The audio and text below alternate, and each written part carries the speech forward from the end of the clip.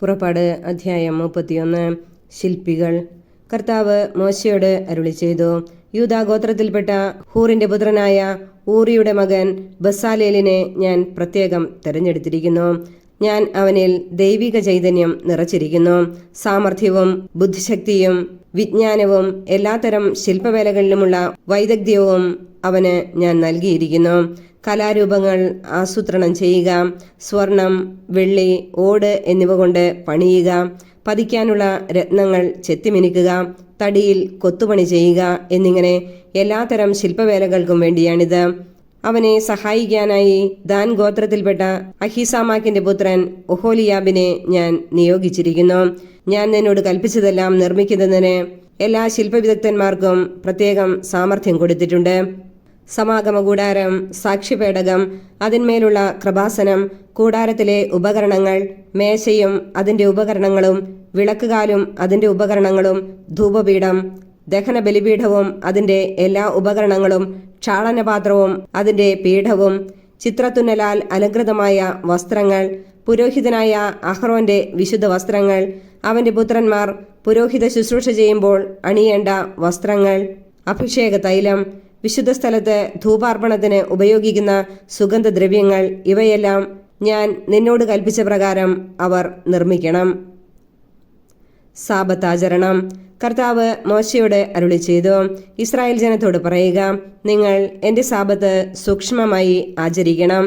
എന്തെന്നാൽ കർത്താവായ ഞാനാണ് നിങ്ങളെ വിശുദ്ധീകരിക്കുന്നതെന്ന് നിങ്ങൾ അറിയാൻ വേണ്ടി ഇത് എനിക്കും നിങ്ങൾക്കും മധ്യേ തലമുറ തോറും അടയാളമായിരിക്കും. നിങ്ങൾ സാബത്ത് ആചരിക്കണം, കാരണം അത് നിങ്ങൾക്ക് വിശുദ്ധമായ ഒരു ദിവസമാണ്. അതിനെ അശുദ്ധമാക്കുന്നവൻ വധിക്കപ്പെടണം. അന്ന് ജോലി ചെയ്യുന്നവൻ ജനത്തിൽ നിന്ന് വിച്ഛേദിക്കപ്പെടണം. 6 ദിവസം ജോലി ചെയ്യണം, എന്നാൽ 7-ാം ദിവസം സാബത്താണ്, കർത്താവിന് വിശുദ്ധമായ വിശ്രമദിനം. സാബത്ത് ദിവസം ജോലി ചെയ്യുന്നവൻ വധിക്കപ്പെടണം. ഇസ്രായേൽ ജനം ശാശ്വതമായ ഒരു ഉടമ്പടിയായി തലമുറ തോറും സാബത്ത് ആചരിക്കണം. ഇത് എനിക്കും ഇസ്രായേൽ ജനത്തിനും മധ്യേ ശാശ്വതമായ ഒരടയാളമാണ്. കർത്താവ് 6 ദിവസം കൊണ്ട് ആകാശവും ഭൂമിയും സൃഷ്ടിക്കുകയും 7-ാം ദിവസം ജോലിയിൽ നിന്ന് വിരമിച്ച് വിശ്രമിക്കുകയും ചെയ്തതിൻ്റെ അടയാളം. ഉടമ്പടി പത്രിക നൽകുന്നു. സീനായ് മലയിൽ വച്ച് മോശയോട് സംസാരിച്ചതിനു ശേഷം ഉടമ്പടിയുടെ 2 പ്രതികൾ, തൻ്റെ വിരൽ കൊണ്ടെഴുതിയ 2 കൽപ്പലകകൾ ദൈവം അവന് നൽകി. പുറപ്പാട് അധ്യായം 32. സ്വർണം കൊണ്ടുള്ള കാളക്കുട്ടി. മോശ മലയിൽ നിന്ന് ഇറങ്ങി വരാൻ താമസിക്കുന്നുവെന്ന് കണ്ടപ്പോൾ ജനം അഹ്റോന്റെ ചുറ്റും കൂടി പറഞ്ഞു, ഞങ്ങളെ നയിക്കാൻ വേഗം ദേവന്മാരെ ഉണ്ടാക്കി തരിക. ഞങ്ങളെ ഈജിപ്തിൽ നിന്ന് കൊണ്ടുവന്ന മോശ എന്ന മനുഷ്യന് എന്ത് സംഭവിച്ചുവെന്ന് ഞങ്ങൾക്കറിവില്ല. അഹ്റോൻ പറഞ്ഞു, നിങ്ങളുടെ ഭാര്യമാരുടെയും പുത്രന്മാരുടെയും പുത്രിമാരുടെയും കാതിലുള്ള സ്വർണവളയങ്ങൾ ഊരിയെടുത്ത് എൻ്റെ അടുക്കൽ കൊണ്ടുവരുവിൻ. ജനം തങ്ങളുടെ കാതുകളിൽ നിന്ന് സ്വർണവളയങ്ങൾ ഊരി അഹ്റോന്റെ മുൻപിൽ കൊണ്ടുവന്നു. അവൻ അവ വാങ്ങി മൂശയിലുരുക്കി ഒരു കാളക്കുട്ടിയെ വാർത്തെടുത്തു. അപ്പോൾ അവർ വിളിച്ചു പറഞ്ഞു, ഇസ്രായേലേ, ഇതാ ഈജിപ്തിൽ നിന്ന് നിന്നെ കൊണ്ടുവന്ന ദേവന്മാർ. അത് കണ്ടപ്പോൾ അഹ്റോൻ കാളക്കുട്ടിയുടെ മുൻപിൽ ഒരു ബലിപീഠം പണിതിട്ട് ഇപ്രകാരം പ്രഖ്യാപിച്ചു, നാളെ കർത്താവിൻ്റെ ഉത്സവ ദിനമായിരിക്കും. അവർ പിറ്റേന്ന് അതിരാവിലെ ഉണർന്ന് ദഹനയാഗങ്ങളും അനുരഞ്ജനയാഗങ്ങളും അർപ്പിച്ചു. ജനം തീനും കുടിയും കഴിഞ്ഞ് വിനോദങ്ങളിൽ ഏർപ്പെട്ടു. കർത്താവ് മോശയോട് അരുളി ചെയ്തു, ഉടനെ താഴേക്ക് ചെല്ലുക. നീ ഈജിപ്തിൽ നിന്ന് കൊണ്ടുവന്ന നിന്റെ ജനം തങ്ങളെ തന്നെ ദുഷിപ്പിച്ചിരിക്കുന്നു. ഞാൻ നിർദ്ദേശിച്ച മാർഗത്തിൽ നിന്ന് അവർ പെട്ടെന്ന് വ്യതിചലിച്ചിരിക്കുന്നു. അവർ ഒരു കാളക്കുട്ടിയെ വാർത്തെടുത്ത് അതിനെ ആരാധിക്കുകയും അതിന് ബലിയർപ്പിക്കുകയും ചെയ്തിരിക്കുന്നു. ഇസ്രായേലെ, നിന്നെ ഈജിപ്തിൽ നിന്ന് കൊണ്ടുവന്ന ദേവന്മാർ ഇതാ എന്ന് അവർ പറഞ്ഞിരിക്കുന്നു. കർത്താവ് മോശയോട് അരുളി ചെയ്തു, ഇവർ ദുശാഠ്യക്കാരായ ഒരു ജനമാണെന്ന് ഞാൻ കണ്ടു കഴിഞ്ഞു. അതിനാൽ എന്നെ തടയരുത്.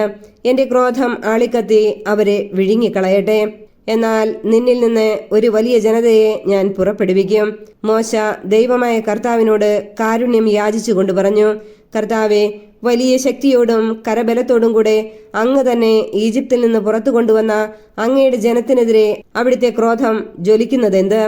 മലകളിൽ വച്ച് കൊന്നുകളയുന്നതിനും ഭൂമുഖത്തു നിന്ന് തുടച്ചു മാറ്റുന്നതിനുമുള്ള ദുരുദ്ദേശത്തോടു കൂടിയാണ് അവൻ അവരെ കൊണ്ടുപോയത് എന്ന് ഈജിപ്തുകാർ പറയാനിടവരുത്തുന്നത് എന്തിന്?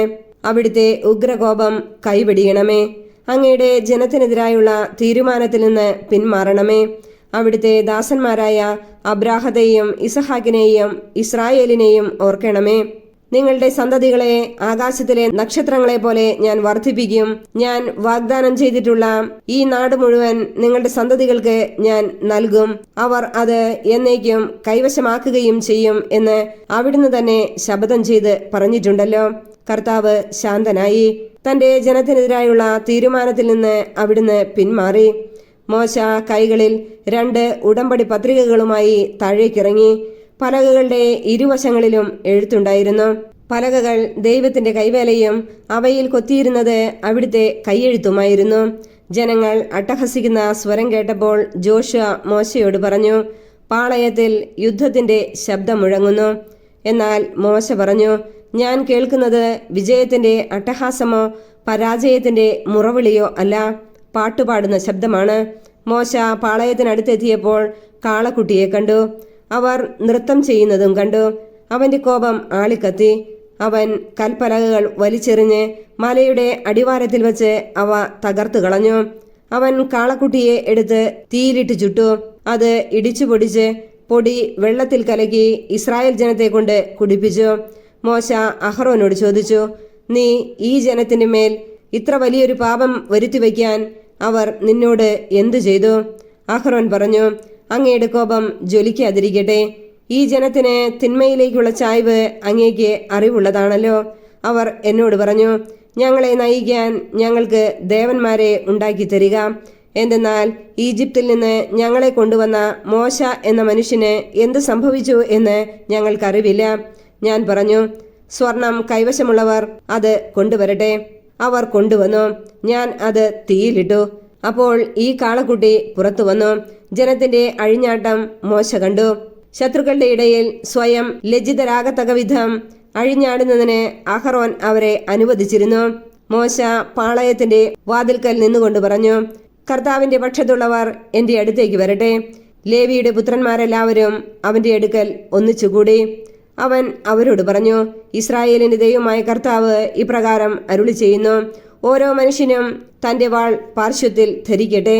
പാളയത്തിലുടനീളം കവാടം തോറും ചെന്ന് ഓരോരുത്തനും തന്റെ സഹോദരനെയും സ്നേഹിതനെയും അയൽക്കാരനെയും നിഗ്രഹിക്കട്ടെ. ലേവിയുടെ പുത്രന്മാർ മോശയുടെ കൽപ്പനയനുസരിച്ച് പ്രവർത്തിച്ചു. അന്നേ ദിവസം 3000-ഓളം പേർ മരിച്ചു വീണു. മോശ പറഞ്ഞു, കർത്താവിന്റെ ശുശ്രൂഷയ്ക്കായി ഇന്ന് നിങ്ങൾ നിങ്ങളെ തന്നെ സമർപ്പിച്ചിരിക്കുന്നു. ഓരോരുത്തരും തന്റെ പുത്രനും സഹോദരനുമെതിരായി നിന്നതുകൊണ്ട് കർത്താവ് നിങ്ങൾക്ക് ഇന്ന് ഒരനുഗ്രഹം തരും. പിറ്റേ ദിവസം മോശ ജനത്തോട് പറഞ്ഞു, നിങ്ങൾ കഠിനപാപം ചെയ്തിരിക്കുന്നു. ഞാൻ ഇപ്പോൾ കർത്താവിന്റെ അടുത്തേക്ക് കയറി ചെല്ലാം. നിങ്ങളുടെ പാപത്തിന് പരിഹാരം ചെയ്യാൻ എനിക്ക് കഴിഞ്ഞേക്കും. മോശ കർത്താവിന്റെ അടുക്കൽ തിരിച്ചു ചെന്ന് പറഞ്ഞു, ഈ ജനം ഒരു വലിയ പാപം ചെയ്തുപോയി. അവർ തങ്ങൾക്കായി സ്വർണം കൊണ്ട് ദേവന്മാരെ നിർമ്മിച്ചു. അവിടുന്ന് കനിഞ്ഞ് അവരുടെ പാപം ക്ഷമിക്കണം. അല്ലെങ്കിൽ അവിടുന്ന് എഴുതിയിട്ടുള്ള പുസ്തകത്തിൽ നിന്ന് എന്റെ പേര് മായിച്ചു കളഞ്ഞാലും. അപ്പോൾ കർത്താവ് മോശയോട് പറഞ്ഞു, എനിക്കെതിരായി പാപം ചെയ്തവനെയാണ് എന്റെ പുസ്തകത്തിൽ നിന്നും ഞാൻ തുടച്ചു നീക്കുക. നീ പോയി ഞാൻ നിന്നോട് പറഞ്ഞിട്ടുള്ള സ്ഥലത്തേക്ക് ജനത്തെ നയിക്കുക. എന്റെ ദൂതൻ നിന്റെ മുൻപേ പോകും. എങ്കിലും ഞാൻ അവരെ സന്ദർശിക്കുന്ന ദിവസം അവരുടെ പാപങ്ങളെ പ്രതി അവരെ ശിക്ഷിക്കും. കാളക്കുട്ടിയെ നിർമ്മിക്കാൻ അവർ അഹ്റോനെ നിർബന്ധിച്ചതിനാൽ കർത്താവ് അവരുടെ മേൽ മഹാമാരി അയച്ചു. പുറപ്പാട് അധ്യായം 33. സീനായി വിടാൻ കൽപ്പന.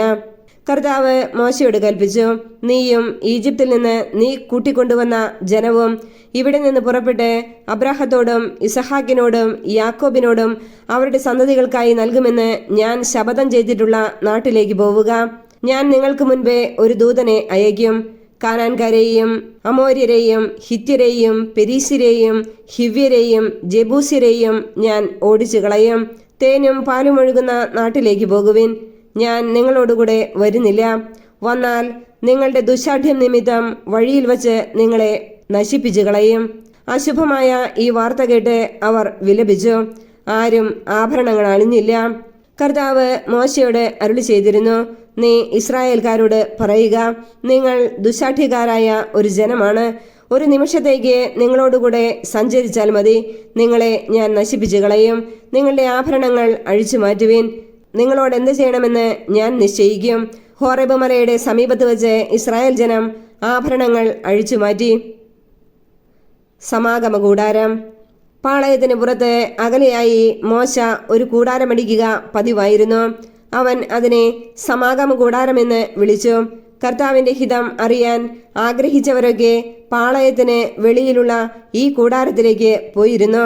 മോശ ഈ കൂടാരത്തിലേക്ക് പോകുന്ന അവസരങ്ങളിലൊക്കെ ജനം എഴുന്നേറ്റ് ഓരോരുത്തരും സ്വന്തം കൂടാരത്തിന്റെ വാതിൽക്കൽ നിന്നുകൊണ്ട് മോശ കൂടാരത്തിനുള്ളിൽ കടക്കുന്നതുവരെ അവനെ വീക്ഷിച്ചിരുന്നു.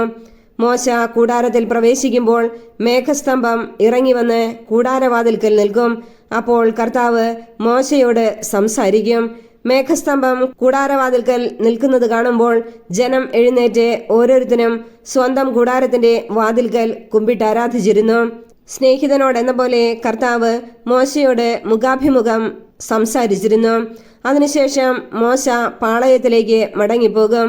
എന്നാൽ അവന്റെ സേവകനും നൂനിന്റെ പുത്രനുമായ ജോഷുവ എന്ന യുവാവ് കൂടാരത്തെ വിട്ടുപോയിരുന്നില്ല. കർത്താവ് ജനത്തോടുകൂടെ. മോശ കർത്താവിനോട് പറഞ്ഞു, ഈ ജനത്തെ നയിക്കുക എന്ന് അങ്ങ് എന്നോട് ആജ്ഞാപിക്കുന്നു. എന്നാൽ ആരെയാണ് എൻ്റെ കൂടെ അയക്കുക എന്ന് അറിയിച്ചിട്ടില്ല. എന്നിട്ടും എനിക്ക് നിന്നെ നന്നായിട്ടറിയാം. നീ എൻ്റെ പ്രീതി നേടിയിരിക്കുന്നു എന്ന് അവിടുന്ന് പറയുന്നു.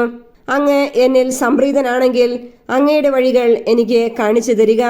അങ്ങനെ ഞാൻ അങ്ങയെ അറിയുകയും പ്രീതിപ്പെടുത്തുകയും ചെയ്യട്ടെ. ഈ ജനത അങ്ങയുടെ സ്വന്തം ജനമാണെന്ന് ഓർമ്മിച്ചാലും. കർത്താവ് പറഞ്ഞു, ഞാൻ തന്നെ നിന്നോടുകൂടെ വരികയും നിനക്ക് ആശ്വാസം നൽകുകയും ചെയ്യും. മോശ പറഞ്ഞു, അങ്ങ് ഞങ്ങളോടുകൂടെ വരികയില്ലെങ്കിൽ ഞങ്ങളെ ഇവിടെ നിന്ന് പറഞ്ഞയക്കരുത്. അങ്ങ് പോരുന്നില്ലെങ്കിൽ അങ്ങ് എന്നിലും അങ്ങയുടെ ജനത്തിലും സംപ്രീതനാണെന്ന് എങ്ങനെ വെളിപ്പെടും? അങ്ങ് ഞങ്ങളോടൊത്ത് യാത്ര ചെയ്യുമെങ്കിൽ ഞാനും അങ്ങയുടെ ജനവും ഭൂമുഖത്തുള്ള എല്ലാ ജനതകളിൽ നിന്ന് വ്യത്യസ്തരായിരിക്കും. കർത്താവ് മോശയോട് പറഞ്ഞു, നീ ആവശ്യപ്പെട്ട ഈ കാര്യവും ഞാൻ ചെയ്യും. എന്തെന്നാൽ നീ എൻ്റെ പ്രീതി നേടിയിരിക്കുന്നു. നിന്നെ എനിക്ക് നന്നായി അറിയാം. മോശ പറഞ്ഞു, അങ്ങയുടെ മഹത്വം എനിക്ക് കാണിച്ചു തരണമെന്ന് ഞാൻ അപേക്ഷിക്കുന്നു. അവിടുന്ന് അരുളി ചെയ്തു, എൻ്റെ മഹത്വം നിന്റെ മുൻപിലൂടെ കടന്നുപോകും. കർത്താവ് എന്ന എൻ്റെ നാമം നിന്റെ മുൻപിൽ ഞാൻ പ്രഖ്യാപിക്കുകയും ചെയ്യും. എനിക്ക് ഇഷ്ടമുള്ളവനിൽ ഞാൻ പ്രസാദിക്കും. എനിക്ക് ഇഷ്ടമുള്ളവനോട് ഞാൻ കരുണ കാണിക്കും. അവിടുന്ന് തുടർന്നു, നീ എൻ്റെ മുഖം കണ്ടുകൂടാ.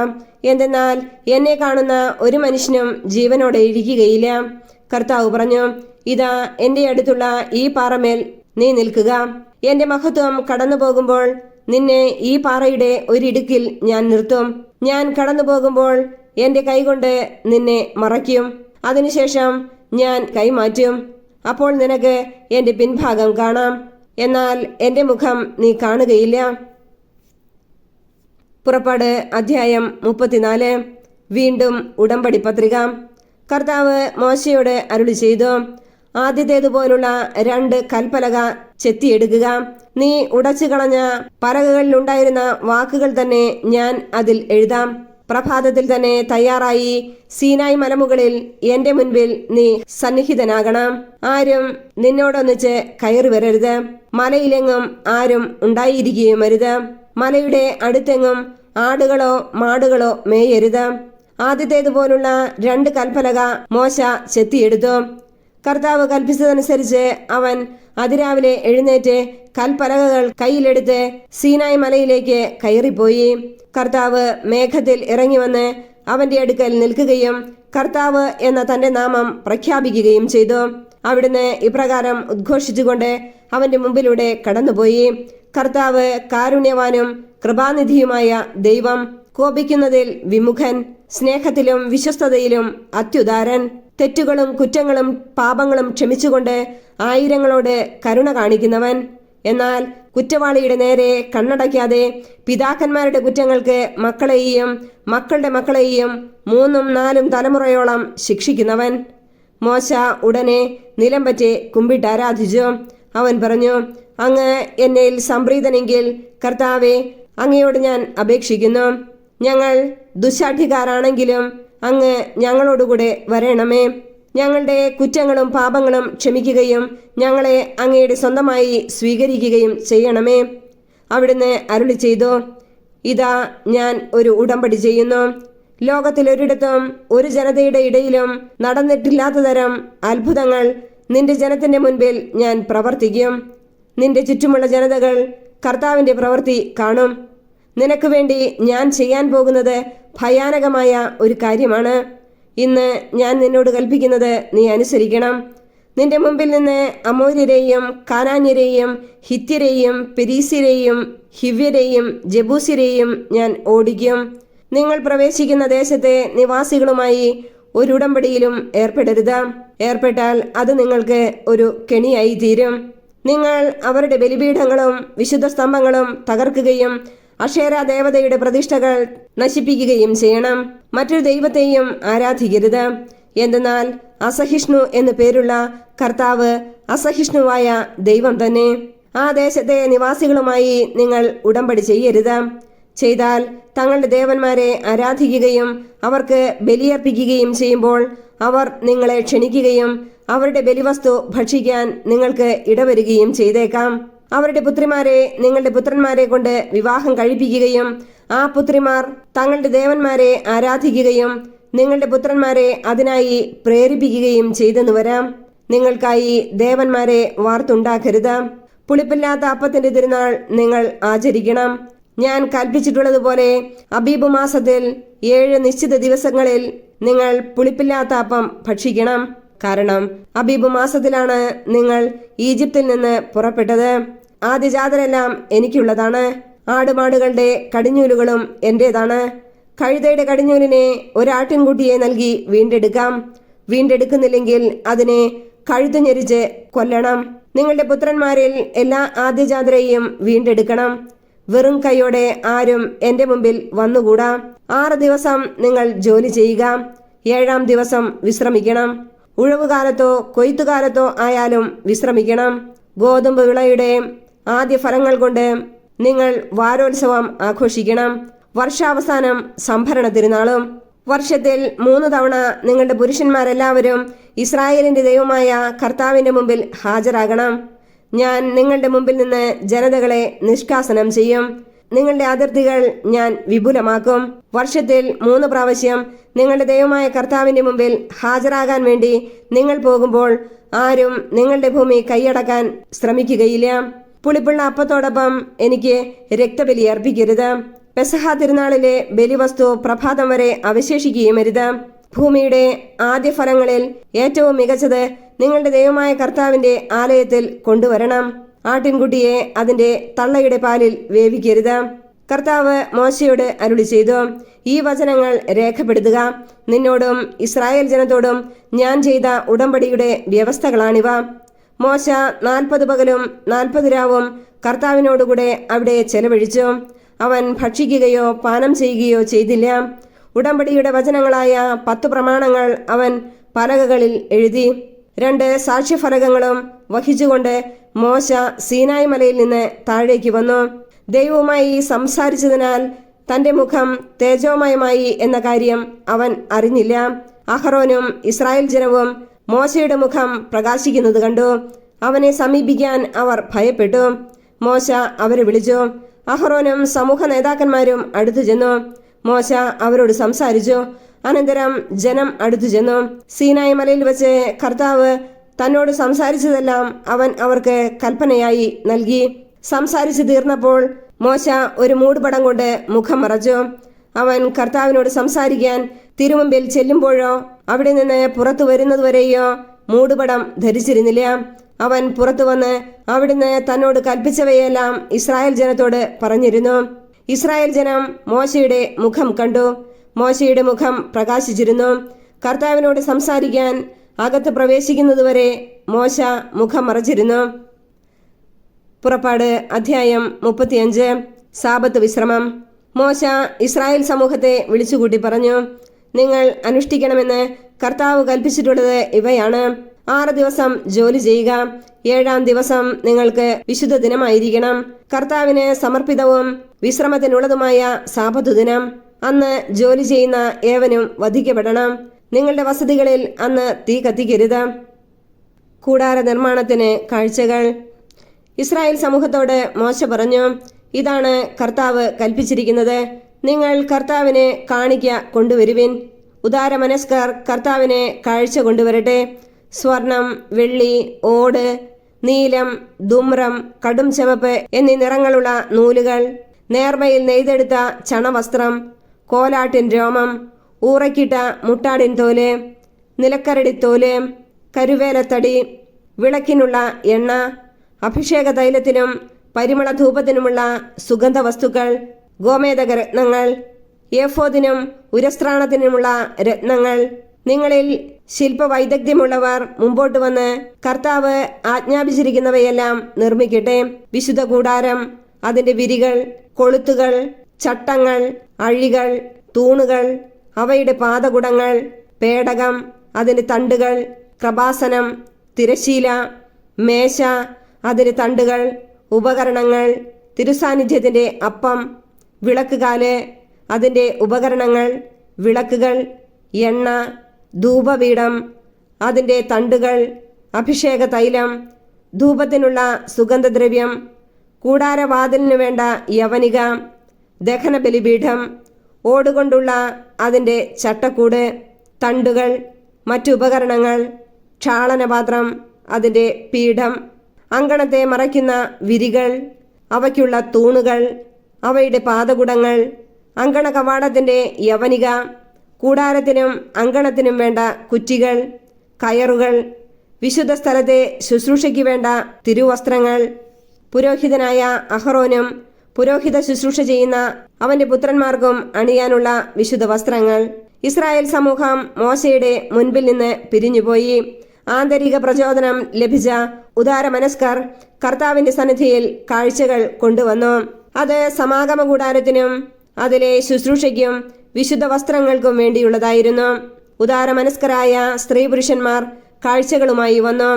അവർ സൂചിപതക്കങ്ങളും കർണവളയങ്ങളും അങ്കുലീയങ്ങളും തോൾവളകളും എല്ലാത്തരം സ്വർണ്ണാഭരണങ്ങളും കൊണ്ടുവന്നു.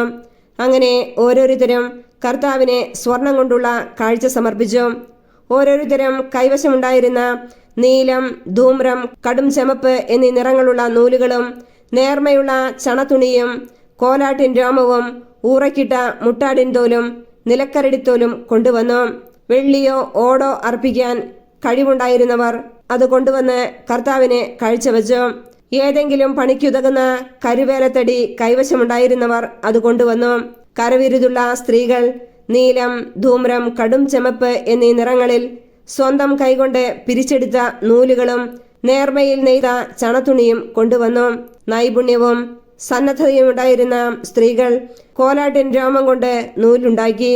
നേതാക്കന്മാർ ഏഫോദിനും ഉരസ്ത്രാണത്തിനും വേണ്ട ഗോമേതകങ്ങളും മറ്റു രത്നങ്ങളും വിളക്കിനും അഭിഷേക തൈലത്തിനും ധൂപത്തിനും ആവശ്യമായ സുഗന്ധദ്രവ്യങ്ങളും എണ്ണയും കൊണ്ടുവന്നു.